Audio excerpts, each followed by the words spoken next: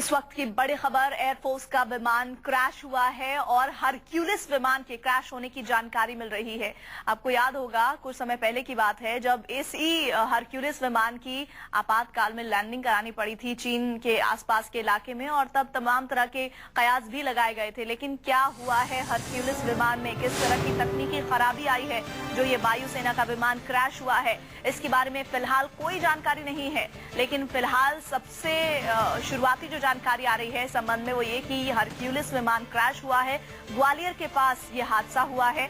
आगरा से उड़ान भरी थी और ग्वालियर में इस विमान के क्रैश होने की जानकारी है। आईएएफ का विमान वाहक वाहन है हरक्यूलिस, और सुपर हरक्यूलिस विमान कैसे, कौन सी चूक हुई है इस विमान में जो ये क्रैश हुआ है, इससे समझने के लिए सीधे रुक कर सकते हैं प्रवीण दुबे, संवाददाता हमारे साथ जुड़ रहे हैं। प्रवीण, क्या जानकारी मिल रही है, कैसे हुआ है यह हादसा?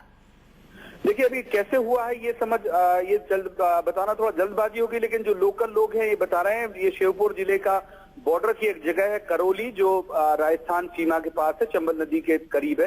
वहां के लोगों ने देखा ये बहुत उनका ये दावा है कि बहुत नीचे उड़ रहा था ये, और पहली बार में उन्हें ये भ्रम हुआ कि जो दो हेलीकॉप्टर है वो साथ साथ उड़ रहे हैं इसके आकार को लेके। लेकिन फिर अचानक उन्होंने देखा कि वो क्रैश हुआ। जो लोग हैं वो ये बता रहे हैं कि उसमें संभावना है कि 4-5 जवान भी थे सेना के। हालांकि इसकी पुष्टि नहीं हो पाई है।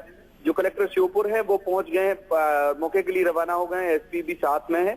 अभी ज्यादा डिटेल नहीं पता लग पाई, लेकिन ये पता लगा है कि विमान वही चंबल नदी के पास जो करौली जगह है वहां पर क्रैश हुआ है। जैसा आप बता रहे हैं कि करौली जगह है वहां पर क्रैश हुआ है। बीडी मिश्रा हमारे साथ जुड़ रहे हैं, रक्षा मंत्रालय से जुड़े हुए तमाम मुद्दों पर समझते रहे हैं। बीडी मिश्रा साहब, हम आपसे समझना चाहेंगे, हरक्यूलिस विमान क्रैश हुआ है, आपको याद होगा कुछ समय पहले भी चीन में आपातकाल में इसकी लैंडिंग करानी पड़ी थी। आपके मुताबिक इसकी पहले खूबियां और साथ ही साथ किस तरह की खामियों से जूझ रहा था हरक्यूलिस विमान? देखिए, ये हरक्यूलिस विमान जो है ये लेटेस्ट सबसे बड़ा विमान है जो कि कार्गो कैरेज के लिए इस्तेमाल इंडियन एयरफोर्स के लिए शुरू हुआ था। और इसका जो क्रैश है ये बहुत बड़ी दुर्घटना है और बहुत बड़ा देश के लिए लॉस है। मेरे समझ में नहीं आ रहा है, क्योंकि ये लेटेस्ट विमान है और इसमें ऐसी कमियां नहीं होती हैं। तो ये मनुष्य की गलती है या यंत्र की, ये तो इंक्वायरी से ही पता लगेगा। लेकिन एक बहुत बड़ा झटका है इंडियन एयरफोर्स के लिए। प्रफुल्ल बख्शी साहब भी हमारे साथ जुड़े हुए हैं, रक्षा मामलों के एक्सपर्ट हैं। प्रफुल्ल साहब, आपको क्या लग रहा है, पहली नजर में किस तरह की दिक्कतें आई होंगी, और साथ ही साथ हरक्यूलिस विमान से जुड़ी हुई क्या लापरवाहियां भी बढ़ती जा रही हैं? क्योंकि आपने देखा होगा पिछले समय पे भी, थोड़े दिन पहले भी इस तरह की खबरें आई थी कि इस विमान में कोई तकनीकी खामी आ गई थी। चलिए, प्रफुल्ल बख्शी के साथ मैं दोबारा बातचीत करूंगी। बीडी मिश्रा साहब, किस तरह की खामियां हो सकती हैं? ये जो आप देख रहे हैं, पहली दृष्टता में जो जानकारियां हम तक पहुंच रही हैं कि क्रैश हो गया है ये सीधे सीधे, आपके मुताबिक कौन सी खामियां आई होंगी?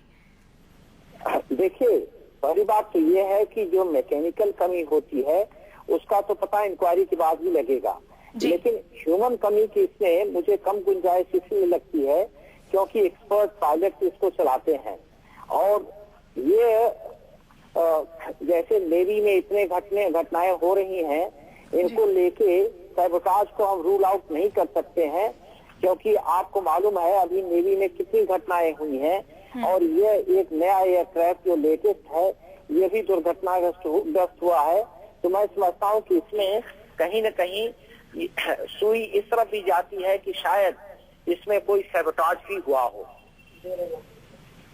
बीडी मिश्रा साहब, हमसे जुड़ने के लिए बहुत बहुत शुक्रिया। तमाम जानकारी के लिए। आईएएफ का विमान वाहक हरक्यूलिस क्रैश हो गया है, ग्वालियर के नजदीक क्रैश होने की जानकारी मिल रही है। आगरा से इस विमान ने उड़ान भरी थी। फिलहाल किस तरह की तकनीकी खामियां इसमें आई हैं ये अभी स्पष्ट नहीं हो पाया है, और कहा जा रहा है कि पायलट समेत कुछ लोग भी इसमें सवार थे, लेकिन वो लोग कहाँ हैं, किन हालात में, ये कोई जानकारी नहीं मिल पा रही है इस संबंध में। प्रवीण, बहुत बहुत शुक्रिया आपका हमारे